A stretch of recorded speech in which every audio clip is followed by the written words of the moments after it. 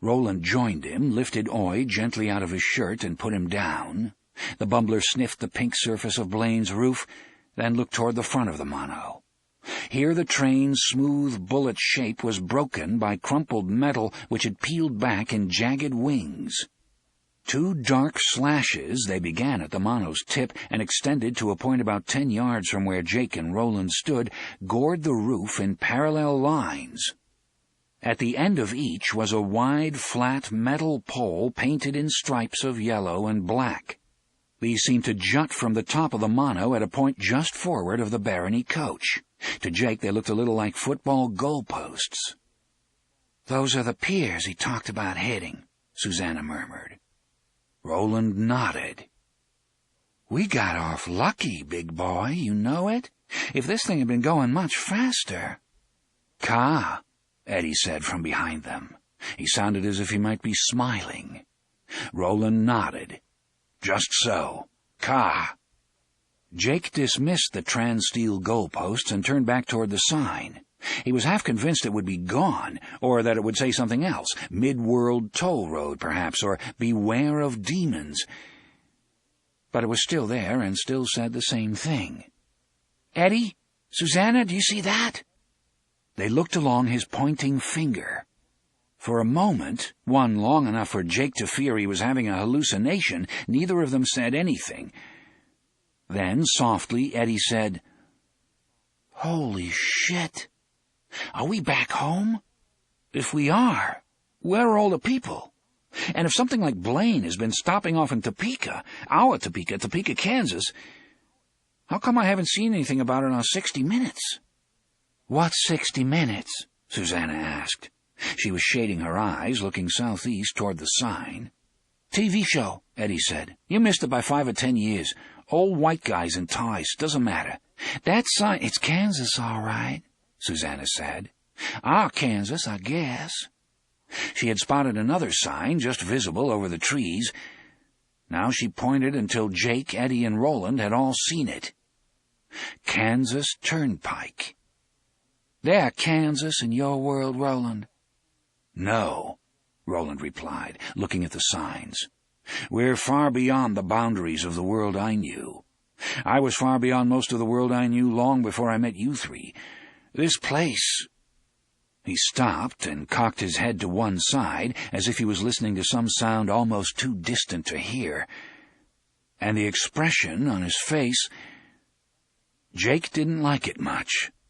"Say, kiddies," Eddie said brightly, "today we're studying wacky geography in Midworld. You see, boys and girls, in Midworld you start in New York, travel southeast to Kansas, and then continue along the path of the beam until you come to the Dark Tower, which happens to be smack in the middle of everything. First, fight the giant lobsters.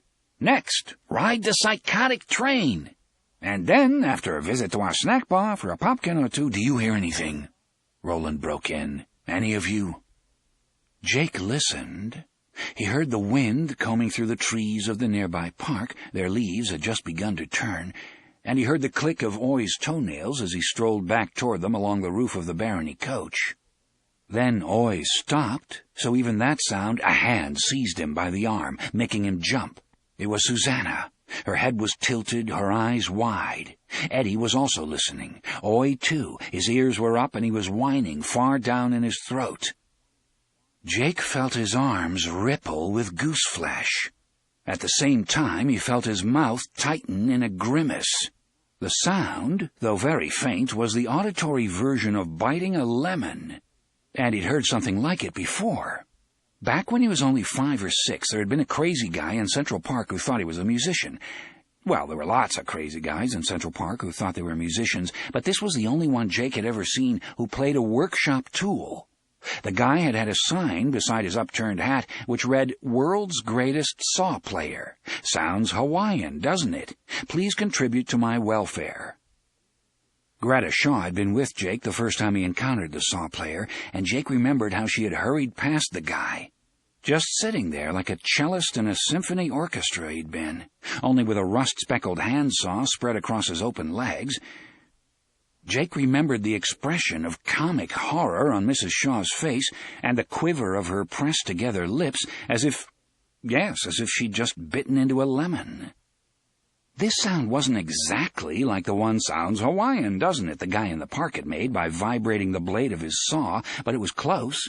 A wavery, trembly, metallic sound that made you feel like your sinuses were filling up and your eyes would shortly begin to gush water. Was it coming from ahead of them? Jake couldn't tell. It seemed to be coming from everywhere and nowhere.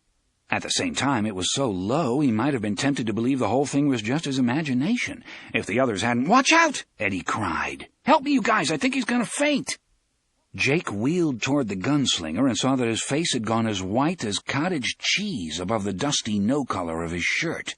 His eyes were wide and blank. One corner of his mouth twitched spastically, as if an invisible fishhook were buried there. "Jonas and Reynolds and DePape," he said. "The big coffin hunters. And her, the Coos. They were the ones who—" Standing on the roof of the mono in his dusty, broken boots, Roland tottered. On his face was the greatest look of misery Jake had ever seen. "Oh, Susan," he said. "Oh, my dear."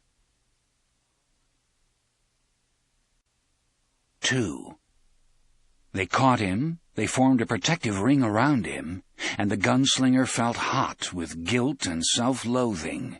What had he done to deserve such enthusiastic protectors? What besides tear them out of their known and ordinary lives, as ruthlessly as a man might tear weeds out of his garden? He tried to tell them he was all right, they could stand back, he was fine. But no words would come out. That terrible, wavery sound had transported him back to the Box Canyon west of Hambry all those years ago. DePape and Reynolds and old limping Jonas. Yet most of all it was the woman from the hill he hated, and from black depths of feeling only a very young man can reach. Ah, but how could he have done aught else but hate them? His heart had been broken. And now, all these years later, it seemed to him that the most horrible fact of human existence was that broken hearts mended. My first thought was he lied in every word, that hoary cripple with malicious eye. What words? Whose poem? He didn't know, but he knew that women could lie too, women who hopped and grinned and saw too much from the corners of their rheumy old eyes. It didn't matter who had written the lines of poesy, the words were true words, and that was all that mattered. Neither Eldred Jonas nor the crone on the hill had been of Martin's stature, nor even of Walter's when it came to evil. But they had been evil enough. Then, after, in the Box Canyon west of town, that sound, that and the screams of wounded men and horses. For once in his life, even the normally voluble Cuthbert had been struck silent. But all that had been long ago, in another when. In the here and now, the warbling sound was either gone or had temporarily fallen below the threshold of audibility. They would hear it again, though. He knew that as well as he knew the fact that he walked a road leading to damnation. He looked up at the others and managed a smile. The trembling at the corner of his mouth had quit, and that was something. "I'm all right," he said. "But hear me well. This is very close to where Midworld ends, very close to where Endworld begins. The first great course of our quest is finished. We have done well. We have remembered the faces of our fathers. We have stood together and been true to one another. But now we have come to Athene. We must be very careful." "Athene?" Jake asked, looking around nervously. "Places where the fabric of existence is almost entirely worn away. There are more since the force of the Dark Tower began to fail. Do you remember what we saw below us when we left Lud?" They nodded solemnly, remembering ground which had fused to black glass, ancient pipes which gleamed with turquoise witchlight, misshapen bird freaks with wings like great leathern sails.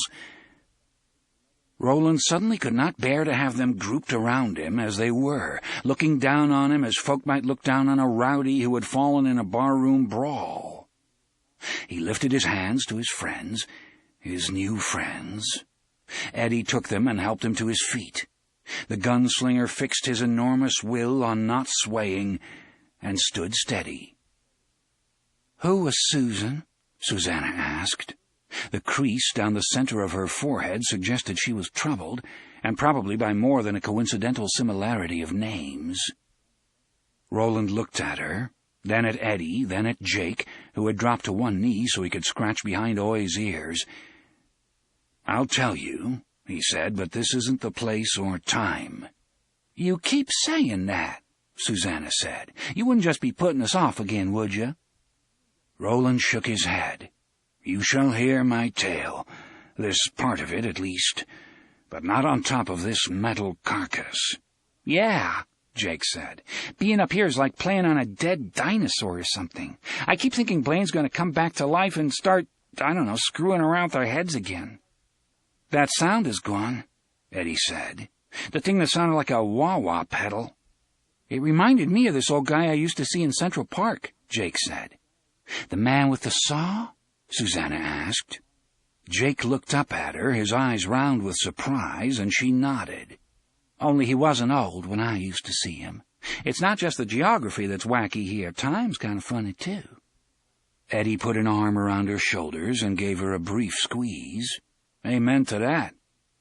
Susanna turned to Roland. Her look was not accusing, but there was a level and open measurement in her eyes that the gunslinger could not help but admire. "I'm holding you to your promise, Roland. I want to know about this girl that got my name." "You shall hear," Roland repeated. "For now, though, let's get off this monster's back." 3. That was easier said than done. Blaine had come to rest slightly askew in an outdoor version of the Cradle of Ludd. A littered trail of torn pink metal lay along one side of this, marking the end of Blaine's last journey, and it was easily 25 feet from the roof of the barony coach to the cement. If there was a descent ladder like the one which had popped conveniently through the emergency hatch, it had jammed when they crunched to a halt. Roland unslung his purse, rummaged, and removed the deerskin harness they used for carrying Susanna when the going got too rough for her wheelchair. A chair, at least, would not worry them any more, the gunslinger reflected. They had left it behind in their mad scramble to board Blaine. "What you want that for?" Susanna asked truculently. She always sounded truculent when the harness came into view. "I hate them honky muffas down in Mississippi worse than I hate that harness," she had once told Eddie in the voice of Detta Walker. "But sometimes it be a close thing, sugar." "Soft, Susanna Dean, soft," the gunslinger said, smiling a little. He unbraided the network of straps which made up the harness, set the seat piece aside, then pigtailed the straps back together. He wedded this to his last good hank of rope with an old-fashioned sheet-bend knot. As he worked, he listened for the warbling of the thinny, as the four of them had listened for the god drums, as he and Eddie had listened for the lobstrosities to begin asking their lawyerly questions, dada-cham, dida-chi, dumma-chum, as they came tumbling out of the waves each night. Ka is a wheel, he thought, or as Eddie liked to say, whatever went around came around. When the rope was finished, he fashioned a loop at the bottom of the braided section. Jake stepped a foot into it with perfect confidence, gripped the rope with one hand, and settled Oi into the crook of his other arm. Oi looked around nervously, whined, stretched his neck, licked Jake's face. "You're not afraid, are you?" Jake asked the bumbler. "'Fraid," Oi agreed, but he was quiet enough as Roland and Eddie lowered Jake down the side of the barony coach. The rope wasn't quite long enough to take him all the way down, but Jake had no trouble twisting his foot free and dropping the last 4 feet. He set Oi down. The bumbler trotted off, sniffing, and lifted his leg against the side of the terminal building. This was nowhere near as grand as the Cradle of Ludd, but it had an old-fashioned look that Roland liked. White boards, overhanging eaves, high, narrow windows, what looked like slate shingles. It was a Western look. Written in gold gilt on a sign which stretched above the terminal's line of doors was this message: Atchison, Topeka, and Santa Fe. Towns, Roland supposed, and that last one sounded familiar to him. Had there not been a Santa Fe in the barony of Magus? But that led back towards Susan. Lovely Susan at the window, with her hair unbraided and all down her back, the smell of her like jasmine and rose and honeysuckle and old sweet hay, smells of which the oracle in the mountains had been able to make only the palest mimicry. Susan lying back and looking solemnly up at him, then smiling and putting her hands behind her head so that her breasts rose as if aching for his hands. "If you love me, Roland, then love me, bird and bear and hare and fish." Next. He looked around at Eddie, having to use all of his will to pull himself back from Susan Delgado's wen. There were thinnies here in Topeka, all right, and of many sorts. "My mind was wandering, Eddie, cry your pardon." "Susanna next? That's what I asked." Roland shook his head. "You next, then Susanna. I'll go last." "Will you be okay? With your hand and all?" "I'll be fine." Eddie nodded and stuck his foot into the loop. When Eddie had first come into mid-world, Roland could have lowered him easily by himself, 2 fingers short the full complement or no, but Eddie had been without his drug for months now, and had put on 10 or 15 pounds of muscle.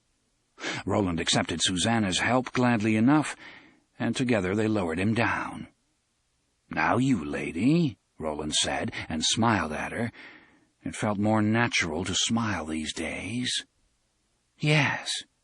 But for the nonce she only stood there, biting her lower lip. "What is it?" Her hand went to her stomach and rubbed there as if it ached or griped her. He thought she would speak, but she shook her head and said, "Nothing." "I don't believe that. Why do you rub your belly? Are you hurt? Were you hurt when we stopped?" She took her hand off her tunic as if the flesh just south of her navel had grown hot. "No, I'm fine." "Are you?"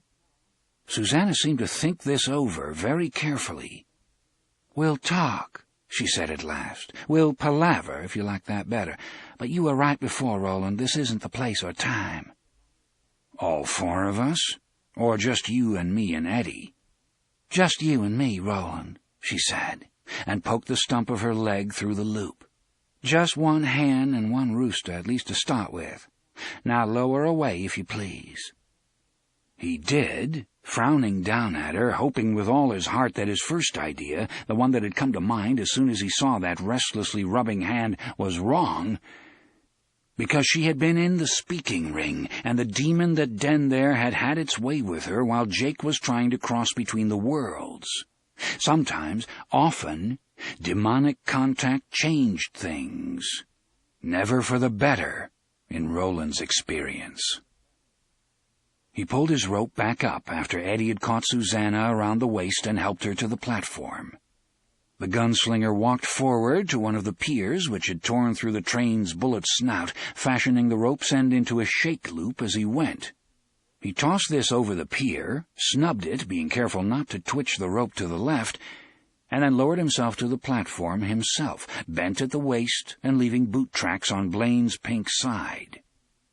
"Too bad to lose the rope and harness," Eddie remarked when Roland was beside them. "I ain't sorry about that harness," Susanna said. "I'd rather crawl along the pavement until I got chewing gum all the way up my arms to the elbows." "We haven't lost anything," Roland said. He snugged his hand into the rawhide footloop and snapped it hard to the left. The rope slithered down from the pier, Roland gathering it in almost as fast as it came down. "Neat trick," Jake said. "Eat, Rick," Oy agreed. "Court?" Eddie asked. "Court," Roland agreed, smiling. "The drill instructor from hell," Eddie said. "Better you than me, Roland. Better you than me." 4. As they walked toward the doors leading into the station, that low, liquid, warbling sound began again. Roland was amused to see all three of his cohorts wrinkle their noses and pull down the corners of their mouths at the same time. It made them look like blood family as well as quartet. Susanna pointed toward the park. The signs looming over the trees were wavering slightly, the way things did in a heat haze. "Is that from the Thinny?" Jake asked. Roland nodded. "Will we be able to get around it?" "Yes. Thinnies are dangerous in much the way that swamps full of quicksand and saligs are dangerous. Do you know those things?" "We know quicksand," Jake said. "And if saligs are long green things with big teeth, we know them too." "That's what they are." Susanna turned to look back at Blaine one last time. "No silly questions and no silly games. The book was right about that." From Blaine she turned her eyes to Roland. "What about Beryl Evans, the woman who wrote Charlie the Choo-Choo? Do you think she's part of this? That we might even meet her? I'd like to thank her. Eddie figured it out, but—" "It's possible, I suppose," Roland said. "But on measure, I think not. My world is like a huge ship that sank near enough shore for most of the wreckage to wash up on the beach. Much of what we find is fascinating, some of it may be useful, if Ka allows, but all of it is still wreckage, senseless wreckage." He looked around. "Like this place, I think." "I wouldn't exactly call it wrecked," Eddie said. "Look at the paint on the station. It's a little rusty from the gutters up under the eaves, but it hasn't peeled anywhere that I can see." He stood in front of the doors and ran his fingers down one of the glass panels. They left 4 clear tracks behind. "Dust, and plenty of it, but no cracks. I'd say that this building has been left unmaintained at most since the start of the summer, maybe." He looked at Roland, who shrugged and nodded. He was listening with only half an ear and paying attention with only half a mind. The rest of him was fixed upon 2 things, the warble of the Thinny and keeping away the memories that wanted to swamp him. "But Ludd had been going to rack and ruin for centuries," Susanna said. "This place, it may or may not be Topeka, but what it really looks like to me is one of those creepy little towns on the Twilight Zone. You boys probably don't remember that one, but yes, I do," Eddie and Jake said in perfect unison, then looked at each other and laughed. Eddie stuck out his hand and Jake slapped it. "They still show the reruns," Jake said. "Yeah, all the time," Eddie added. "Usually sponsored by bankruptcy lawyers who look like short-haired terriers. And you're right, this place isn't like Ludd. Why would it be? It's not in the same world as Ludd. I don't know where we crossed over, but—" He pointed again at the blue Interstate 70 shield as if that proved his case beyond a shadow of a doubt. "If it's Topeka, where are the people?" Susanna asked. Eddie shrugged and raised his hands. "Who knows?" Jake put his forehead against the glass of the center door, cupped his hands to the sides of his face, and peered in. He looked for several seconds, then saw something that made him pull back fast. "Uh-oh," he said. "No wonder the town's so quiet." Roland stepped up behind Jake and peered in over the boy's head, cupping his own hands to reduce his reflection. The gunslinger drew 2 conclusions before even looking at what Jake had seen. The first was that, although this was most assuredly a train station, it wasn't really a Blaine station, not a cradle. The other was that the station did indeed belong to Eddie's, Jake's, and Susanna's world, but perhaps not to their where. It's the Thinny. We'll have to be careful. 2 corpses were leaning together on one of the long benches that filled most of the room. But for their hanging, wrinkled faces and black hands, they might have been revelers who had fallen asleep in the station after an arduous party and missed the last train home. On the wall behind them was a board marked Departures, with the names of cities and towns and baronies marching down it in a line. Denver read one, Wichita read another, Omaha read a third. Roland had once known a one-eyed gambler named Omaha. He had died with a knife in his throat at a watch-me table. He had stepped into the clearing at the end of the path with his head thrown back, and his last breath had sprayed blood all the way up to the ceiling. Hanging down from the ceiling of this room, which Roland's stupid and laggard mind insisted on thinking of as a stage rest, as if this were a stop along some half-forgotten road like the one that had brought him to Tull, was a beautiful 4-sided clock. Its hands had stopped at 4:14, and Roland supposed they would never move again. It was a sad thought, but this was a sad world. He could not see any other dead people, but experience suggested that where there were 2 dead, there were likely 4 more dead somewhere out of sight, or 4 dozen. "Should we go in?" Eddie asked. "Why?" the gunslinger countered. "We have no business here. It doesn't lie along the path of the beam." "You'd make a great tour guide," Eddie said sourly. "Keep up, everyone, and please don't go wandering off into the—" Jake interrupted with a request Roland didn't understand. "Do either of you guys have a quarter?" The boy was looking at Eddie and Susanna. Beside him was a square metal box. Written on it in blue was, "The Topeka Capital Journal covers Kansas like no other. Your hometown paper. Read it every day." Eddie shook his head, amused. "Lost all my change at some point. Probably climbing a tree just before you joined us, in an all-out effort to avoid becoming snack food for a robot bear. Sorry." Wait a minute. Susanna had her purse open and was rummaging through it in a way that made Roland grin broadly in spite of all his preoccupations. It was so damned womanly somehow. She turned over crumpled Kleenex, shook them to make sure there was nothing caught inside, fished out a compact, looked at it, dropped it back, came up with a comb, dropped that back. She was too absorbed to look up as Roland strode past her, drawing his gun from the docker's clutch he had built her as he went. He fired a single time. Susanna let out a little scream, dropping her purse and slapping at the empty holster high up under her left breast. "Honky, you scared the living Jesus out of me." "Take better care of your gun, Susanna, or the next time someone takes it from you, the hole may be between your eyes instead of in a— What is it, Jake? A news-telling device of some kind? Or does it hold paper?"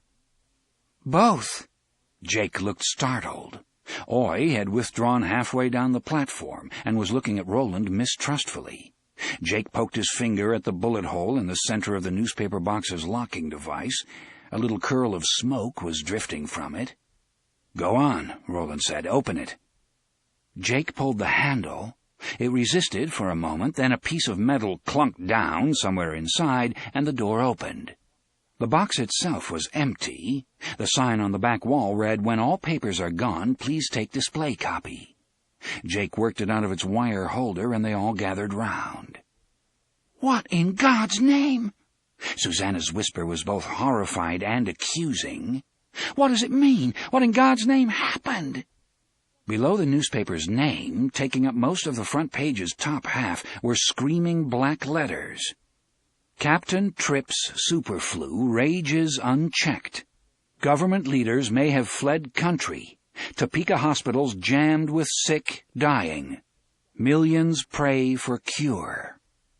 "Read it aloud," Roland said. "The letters are in your speech. I cannot make them all out, and I would know this story very well." Jake looked at Eddie, who nodded impatiently. Jake unfolded the newspaper, revealing a dot picture. Roland had seen pictures of this type. They were called photographs, which shocked them all. It showed a lakeside city with its skyline in flames. "Cleveland fires burn unchecked," the caption beneath read. "Read, kid," Eddie told him.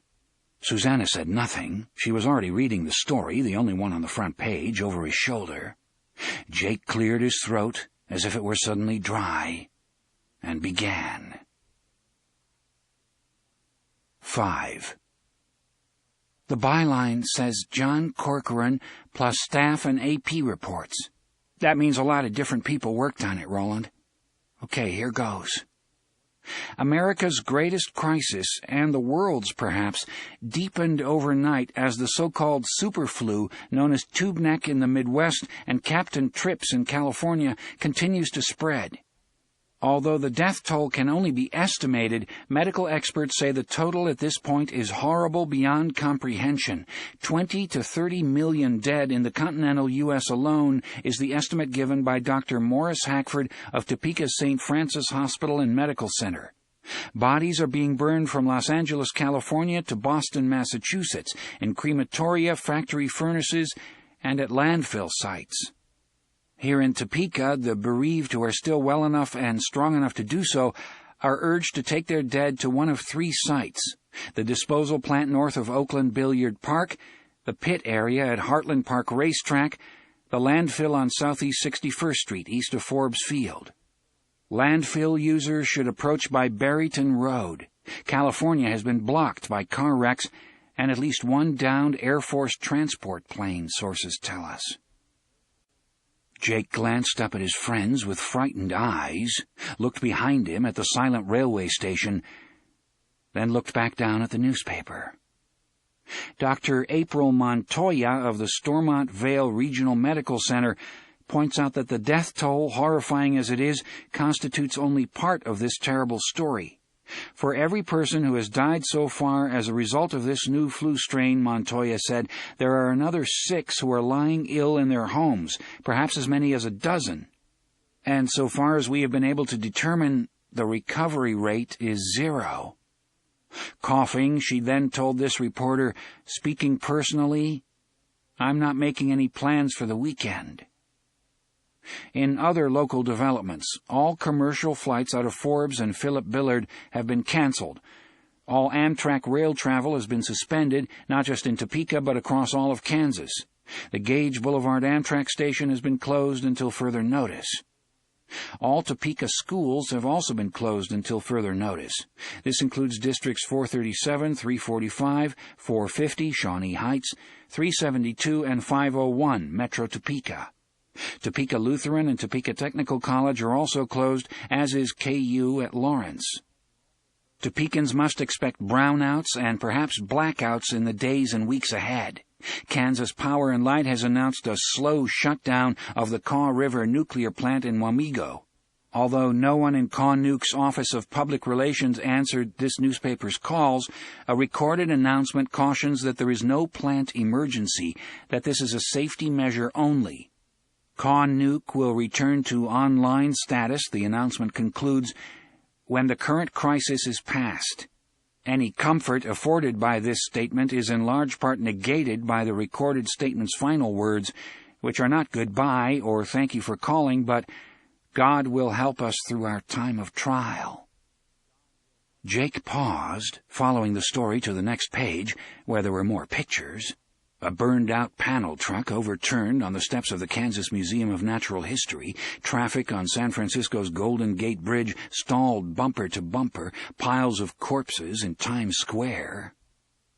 One body Susanna saw had been hung from a lamppost, and that brought back nightmarish memories of the run for the cradle of Lud she and Eddie had made after parting from the gunslinger, memories of Luster and Winston and Jeeves and Maud. When the God drum started up this time, it was Spanker's stone what came out of the hat, Maud had said. We set him to dance, except of course what she'd meant was that they had set him to hang.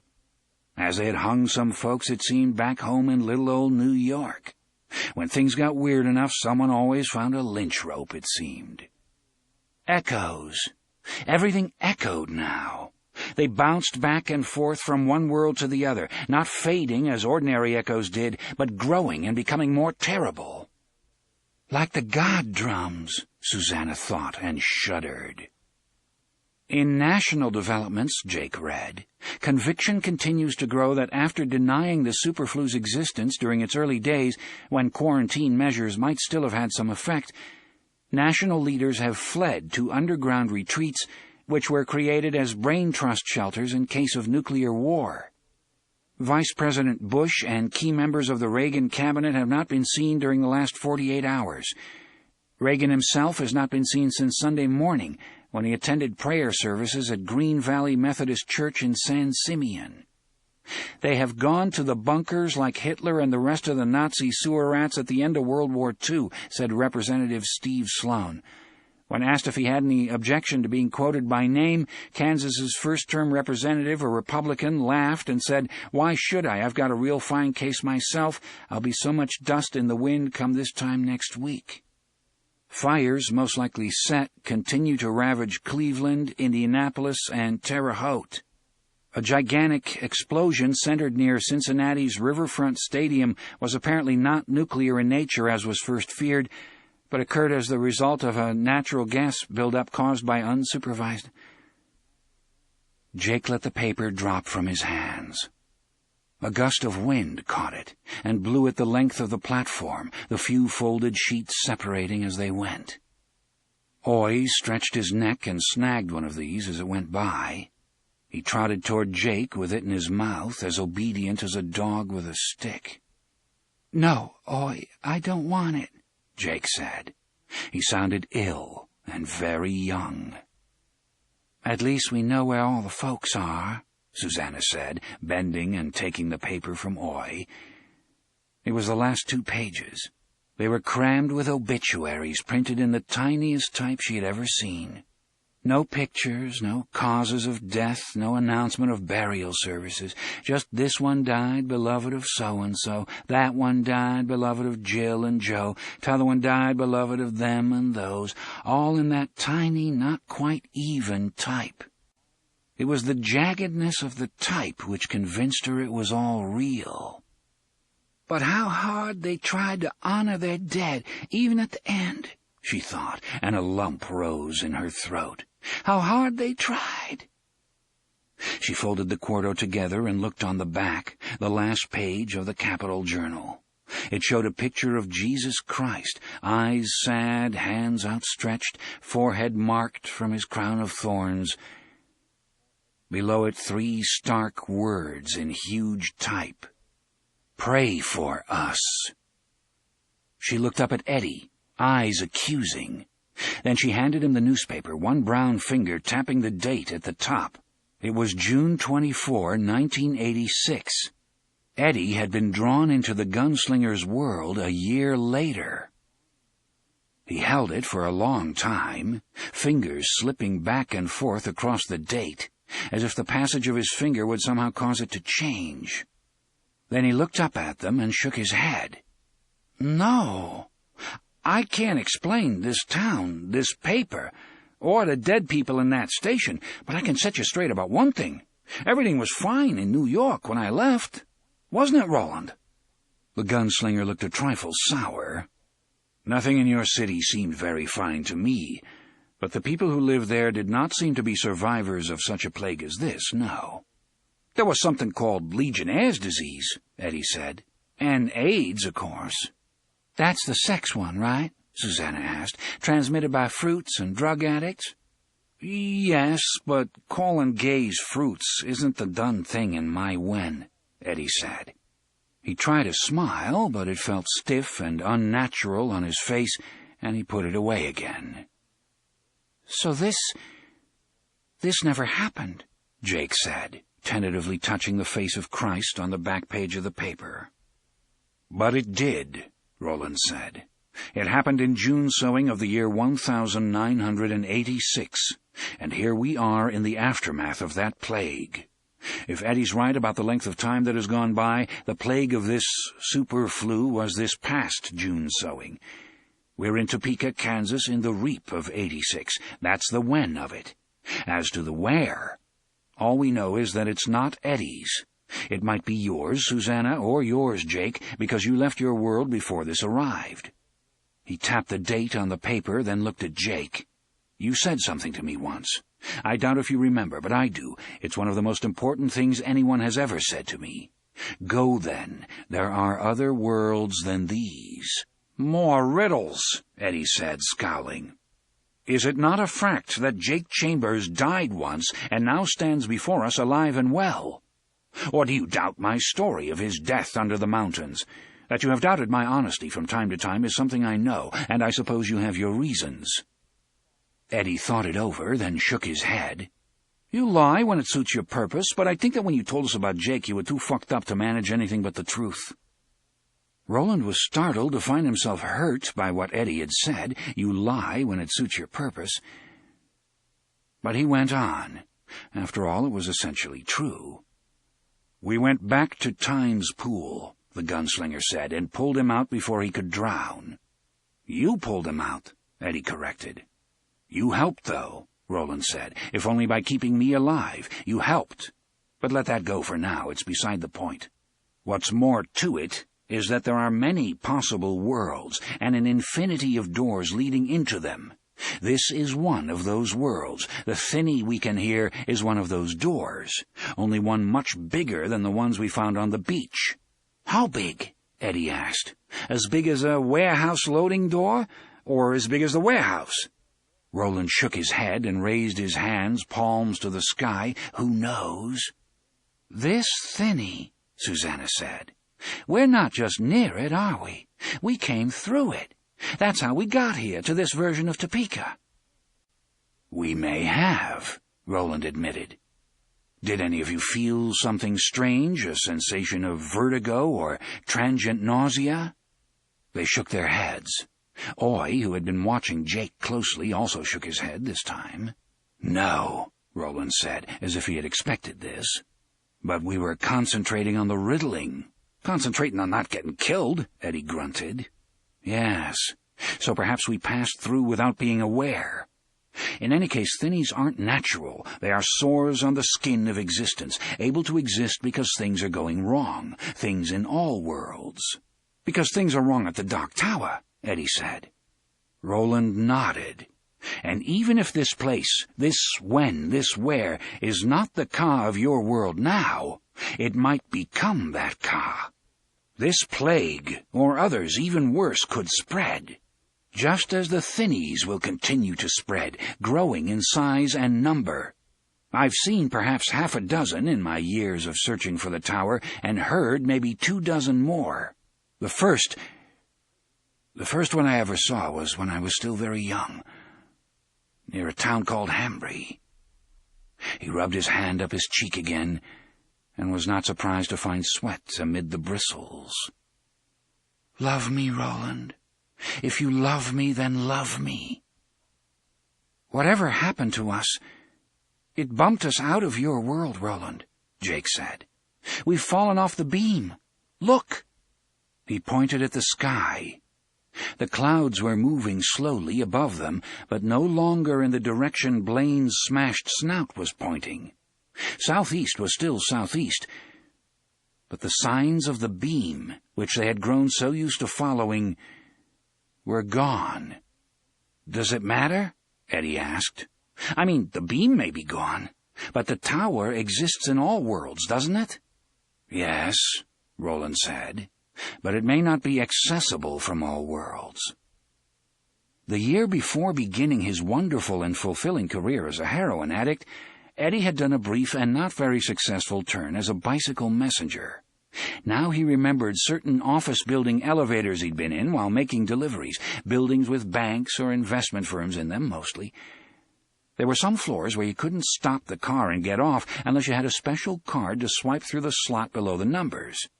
When the elevator came to those locked-off floors, the number in the window was replaced by an X. "I think," Roland said, "we need to find the beam again." "I'm convinced," Eddie said. "Come on, let's get going." He took a couple of steps, then turned back to Roland with one eyebrow raised. "Where?" "The way we were going," Roland said, as if that should have been obvious, and walked past Eddie in his dusty, broken boots, headed for the park across the way. Chapter 5. Turnpikin. 1.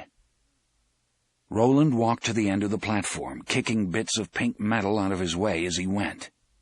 At the stairs, he paused and looked back at them somberly. "More dead. Be ready."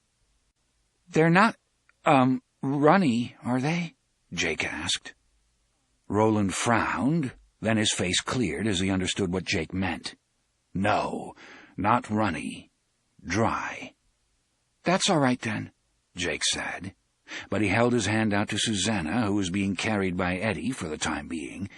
She gave him a smile and folded her fingers around his. At the foot of the stairs leading down to the commuter parking lot at the side of the station, 6 corpses lay together like a collapsed corn shock.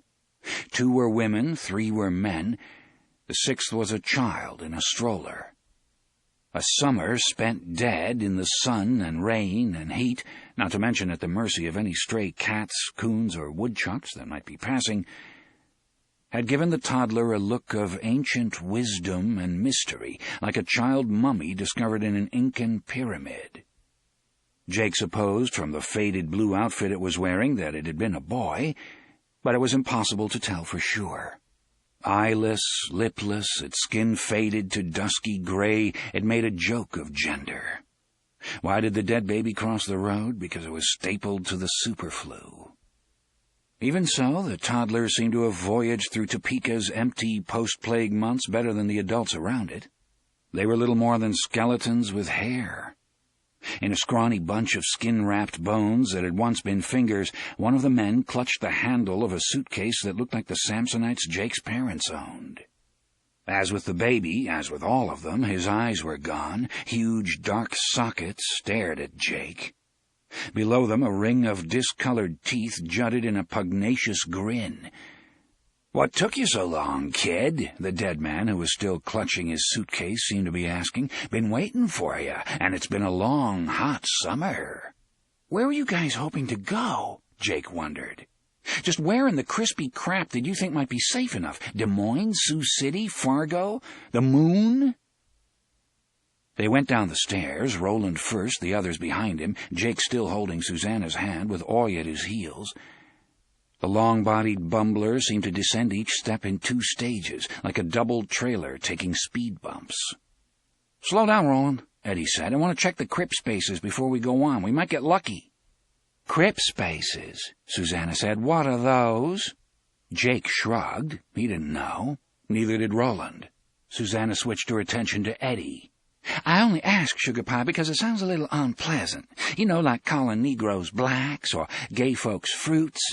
I know I'm just a poor ignorant pickaninny from the dark ages of 1964, but there," Eddie pointed at a rank of signs marking the parking row closest to the station.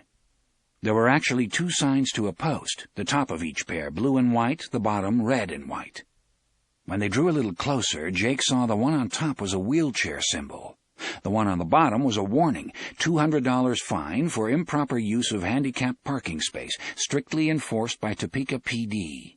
"See there," Susanna said triumphantly. "They should have done that a long time ago. Why, back in my wan, you're lucky if you can get your damn wheelchair through the doors of anything smaller than the shopping save. Hell, lucky if you can get it up over the curbs. And special parking? Forget it, sugar."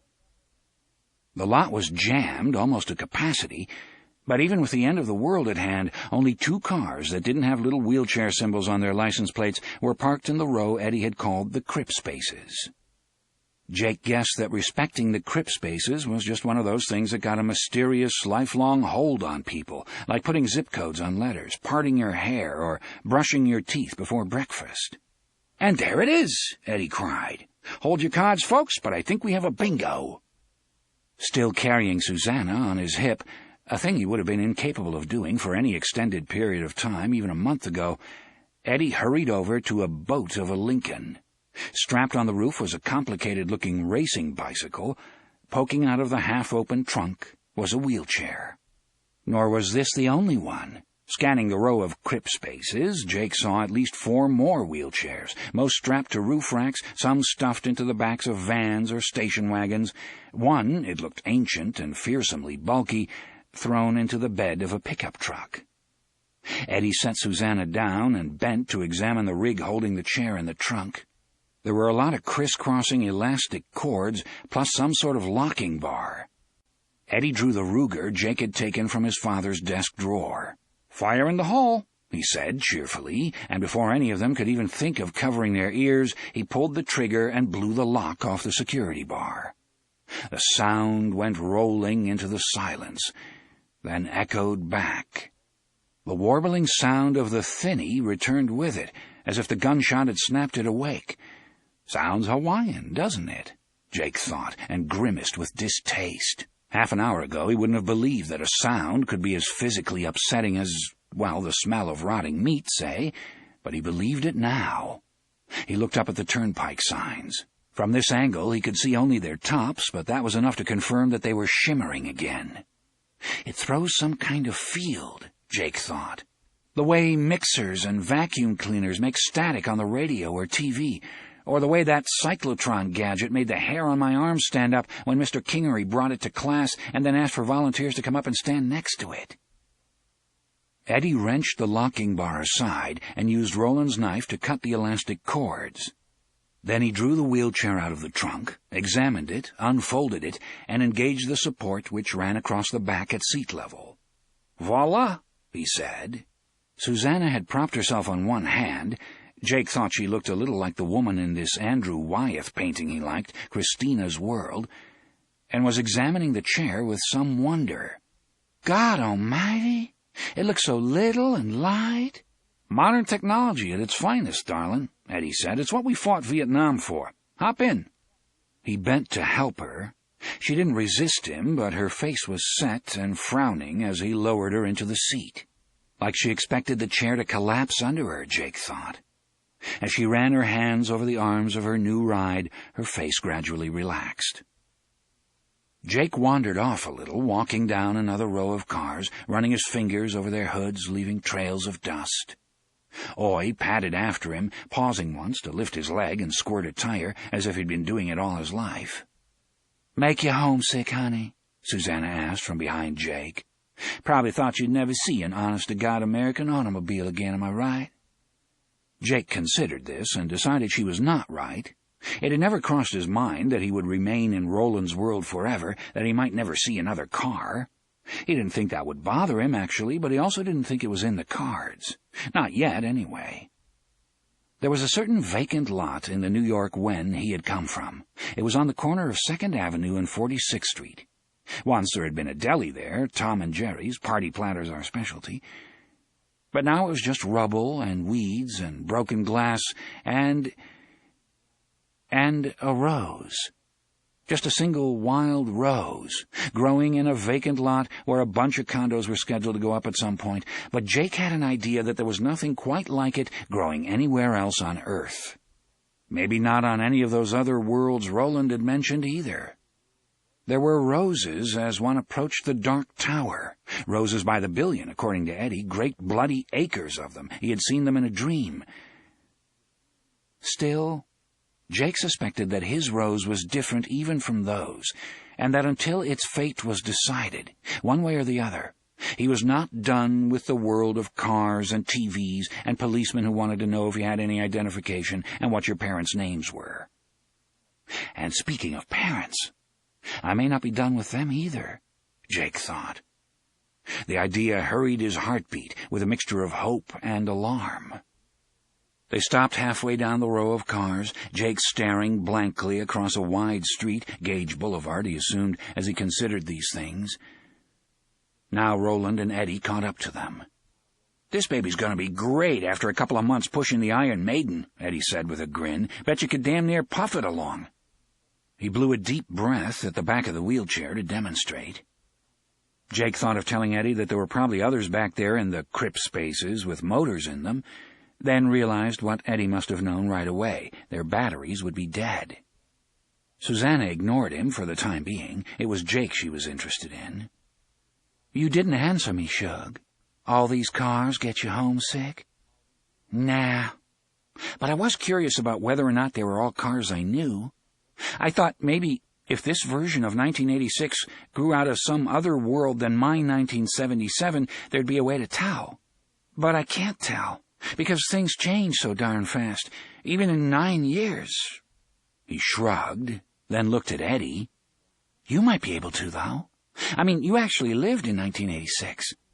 Eddie grunted. "I lived through it, but I didn't exactly observe it. I was fucked to the sky most of the time. Still, I suppose." Eddie started pushing Susanna along the smooth macadam of the parking lot again, pointing to cars as they passed them. "Ford Explorer, Chevrolet Caprice, and that one there's an old Pontiac. You can tell because of the split grille." "Pontiac Bonneville," Jake said. He was amused and a little touched by the wonder in Susanna's eyes. Most of these cars must look as futuristic to her as Buck Rogers' scout ships. That made him wonder how Roland felt about them, and Jake looked around. The gunslinger showed no interest in the cars at all.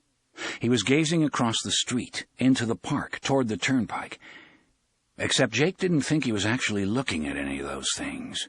Jake had an idea that Roland was simply looking into his own thoughts. If so, the expression on his face suggested that he wasn't finding anything good there. "That's one of those little Chrysler Ks," Eddie said, pointing. "And that's a Subaru? Mercedes SEL 450? Excellent, the car of champions. Mustang? Chrysler Imperial? Good shape, but must be older than God." "Watch it, boy," Susanna said, with a touch of what Jake thought was real asperity in her voice. "I recognize that one. Looks new to me." "Sorry, Suze, really. This one's a Cougar, not a Chevy, and one more. Topeka loves General Motors. Big fucking surprise there. Honda Civic, VW Rabbit, a Dodge, a Ford, a—" Eddie stopped, looking at a little car near the end of the row, white with red trim. "A Takuro," he said, mostly to himself. He went around to look at the trunk. "A Takuro Spirit, to be exact. Ever hear of that make and model, Jake of New York?" Jake shook his head. "Me neither," he said. "Me fucking neither." Eddie began pushing Susanna toward Gage Boulevard, Roland with them, but still mostly off in his own private world, walking when they walked, stopping where they stopped. Just shy of the lot's automated entrance, "Stop, take ticket," Eddie halted. "At this rate, we'll be old before we get to yonder park, and dead before we raise the turnpike," Susanna said. This time Eddie didn't apologize, didn't even seem to hear her. He was looking at the bumper sticker on the front of a rusty old AMC Pacer. The sticker was blue and white, like the little wheelchair signs marking the crip spaces. Jake squatted for a better look, and when Oy dropped his head on Jake's knee, the boy stroked him absently. With his other hand, he reached out and touched the sticker, as if to verify its reality. "Kansas City Monarchs," it said. The O in Monarchs was a baseball with speed lines drawn out behind it, as if it were leaving the park. Eddie said, "Check me if I'm wrong in this sport, because I know almost zilch about baseball west of Yankee Stadium, but shouldn't that say Kansas City Royals? You know, George Brett and all that?" Jake nodded. He knew the Royals, and he knew Brett, although he had been a young player in Jake's when, and must have been a fairly old one in Eddie's. "Kansas City Athletics, you mean?" Susanna said, sounding bewildered.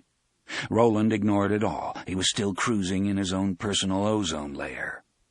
"Not by 86, darling," Eddie said kindly. "By 86, the Athletics were in Oakland." He glanced from the bumper sticker to Jake. "Minor league team, maybe?" he asked. "AAA?" "The AAA Royals are still the Royals," Jake said. "They play in Omaha. Come on, let's go." And although he didn't know about the others, Jake himself went on with a lighter heart. Maybe it was stupid, but he was relieved. He didn't believe that this terrible plague was waiting up ahead for his world, because there were no Kansas City Monarchs in his world. Maybe that wasn't enough information upon which to base a conclusion, but it felt true. And it was an enormous relief to be able to believe that his mother and father weren't slated to die of a germ people called Captain Trips and be burned in a landfill or something. Except that wasn't quite a sure thing, even if this wasn't the 1986 version of his 1977 world. Because even if this awful plague had happened in a world where there were cars called Takuro Spirits and George Brett played for the KC Monarchs, Roland said that trouble was spreading, that things like the superflu were eating through the fabric of existence like battery acid eating its way into a piece of cloth. The gunslinger had spoken of time's pool, a phrase which had at first struck Jake as romantic and charming.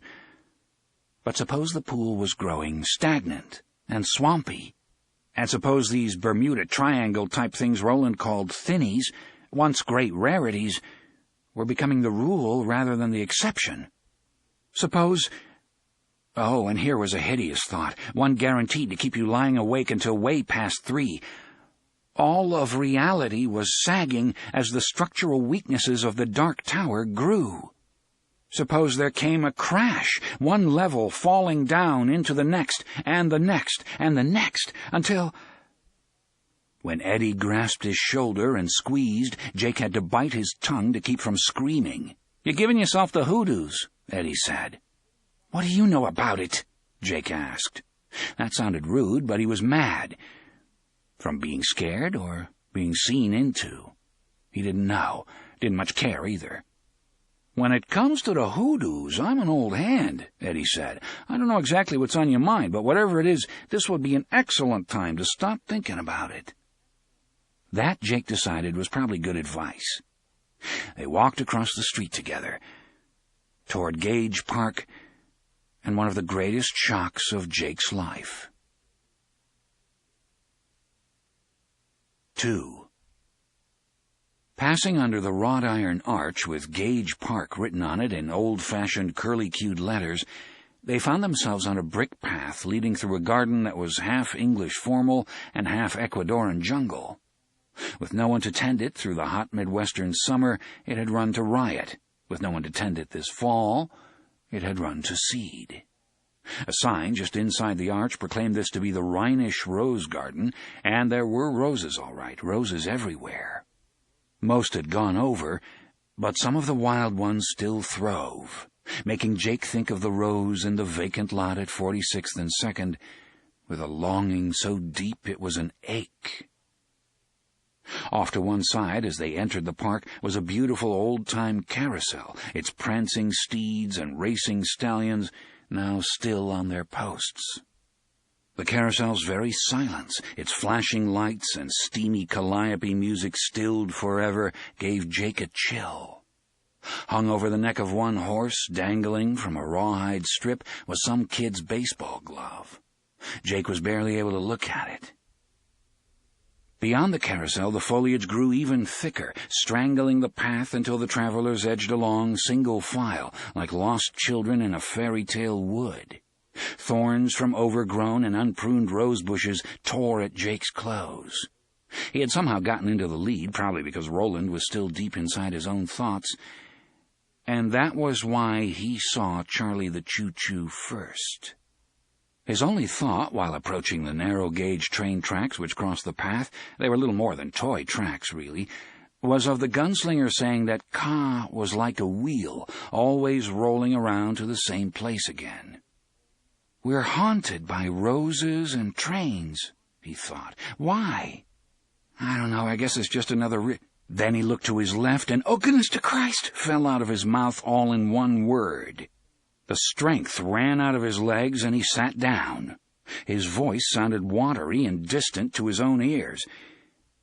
He didn't quite faint, but the color drained out of the world until the running to riot foliage on the west side of the park looked almost as gray as the autumn sky overhead. "Jake! Jake, what's wrong?" It was Eddie, and Jake could hear the genuine concern in his voice, but it seemed to be coming over a bad long-distance connection.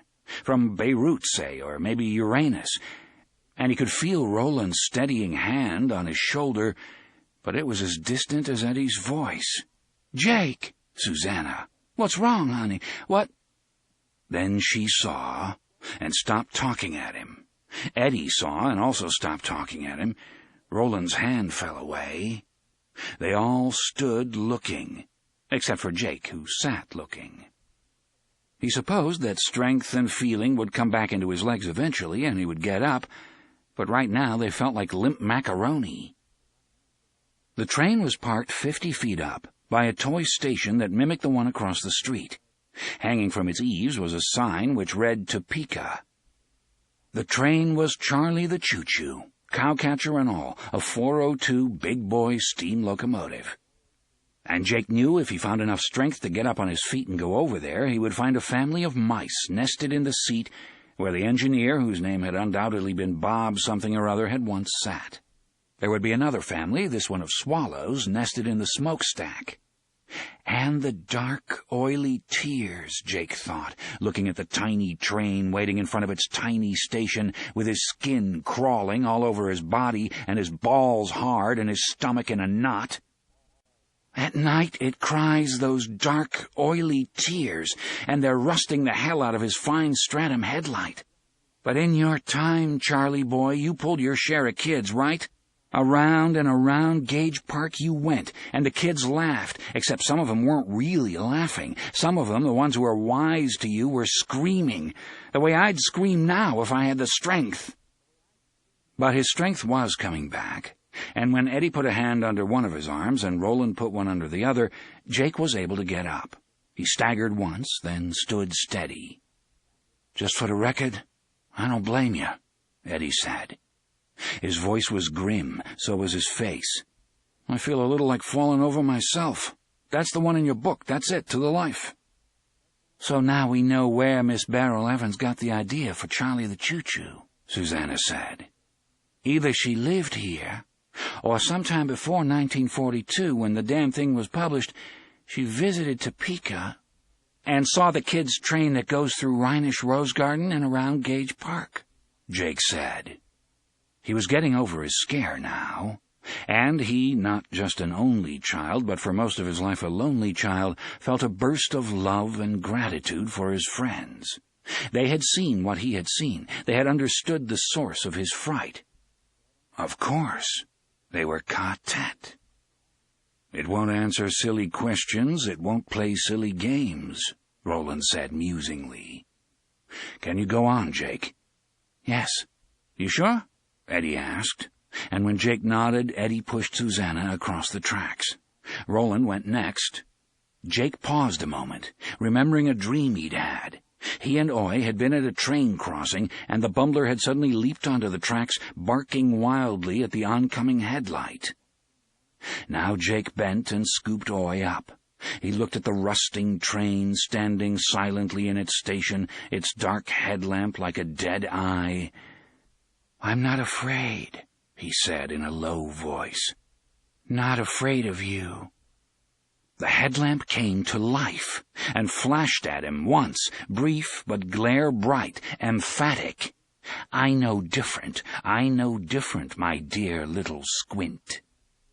Then it went out. None of the others had seen. Jake glanced once more at the train, expecting the light to flash again, maybe expecting the cursed thing to actually start up and make a run at him.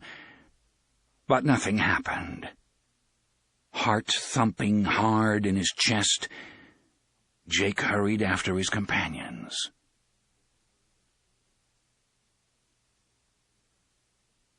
3. The Topeka Zoo, the world-famous Topeka Zoo, according to the signs, was full of empty cages and dead animals. Some of the animals that had been freed were gone, but others had died near to hand. The big apes were still in the area marked gorilla habitat, and they appeared to have died hand in hand.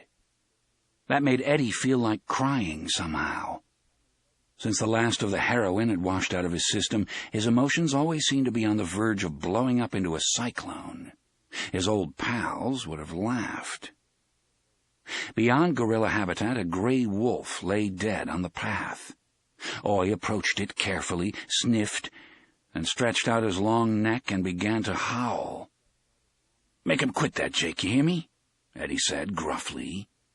He suddenly realized he could smell decaying animals.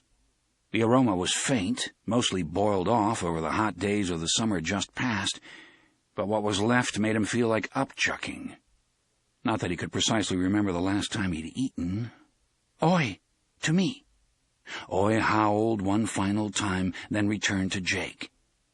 He stood on the kid's feet, looking up at him with those spooky wedding ring eyes of his. Jake picked him up, took him in a circle around the wolf, and then set him down again on the brick path. The path led them to a steep set of steps. Weeds had begun to push through the stonework already, and at the top Roland looked back over the zoo and the gardens. From here they could easily see the circuit the toy train tracks made, allowing Charlie's riders to tour the entire perimeter of Gage Park.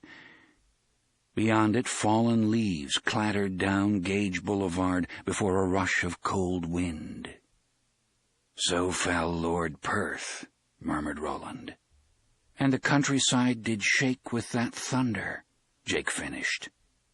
Roland looked down at him with surprise, like a man awakening from a deep sleep, then smiled and put an arm around Jake's shoulders. "I have played Lord Perth in my time," he said. "Have you?" "Yes. Very soon now you shall hear." 4. Beyond the steps was an aviary full of dead exotic birds. Beyond the aviary was a snack bar advertising, perhaps heartlessly given the location, Topeka's best buffalo burger. Beyond the snack bar was another wrought iron arch with a sign reading, "Come back to Gage Park real soon." Beyond this was the curving upslope of a limited-access highway entrance ramp. Above it, the green signs they had first spotted from across the way stood clear. "Turnpiking again," Eddie said in a voice almost too low to hear. "God damn." Then he sighed. "What's turnpiking, Eddie?" Jake didn't think Eddie was going to answer. When Susanna craned around to look at him as he stood with his fingers wrapped around the handles of the new wheelchair, Eddie looked away. Then he looked back, first at Susanna, then at Jake. "It's not pretty. Not much about my life before Gary Cooper here yanked me across the Great Divide was. You don't have to. It's also no big deal. A bunch of us would get together. Me, my brother Henry, Bum O'Hara usually, because he had a car, Sandra Corbett, and maybe this friend of Henry's we called Jimmy Polio, and we'd stick all our names in a hat. The one we drew out was the trip guide, Henry used to call him. She, if it was Sandy, had to stay straight, relatively anyway. Everyone else got seriously goobered. Then we'd all pile into Bum's Chrysler and go up I-95 into Connecticut, or maybe take the Taconic Parkway into upstate New York, only we called it the Catatonic Parkway. Listen to Creedence or Marvin Gaye, or maybe even Elvis's greatest hits on the tape player. It was better at night, best when the moon was full. We'd cruise for hours sometimes with our heads stuck out the windows like dogs do when they're riding, look up at the moon and watch for shooting stars. We called it turnpiking. Eddie smiled. It looked like an effort. A charming life, folks. It sounds sort of fun, Jake said. Not the drug part, I mean, but riding around with your pals at night, looking at the moon and listening to the music, that sounds excellent. It was, actually, Eddie said. Even stuff so full of reds we were as apt to pee on our own shoes as in the bushes. It was excellent. He paused. That's the horrible part. Don't you get it? Turnpikin', the gunslinger said.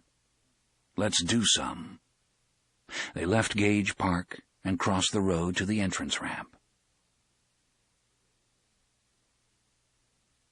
5. Someone had spray-painted over both signs marking the ramp's ascending curve. On the one reading St. Louis 215, someone had slashed, "Watch for the walkin' dude," in black. On the one marked Next Rest Area 10 miles, "All Hail the Crimson King" had been written in fat red letters. That scarlet was still bright enough to scream even after an entire summer. Each had been decorated with a symbol, an eye. "Do you know what any of that truck means, Roland?" Susanna asked. Roland shook his head, but he looked troubled, and that introspective look never left his own eyes. They went on.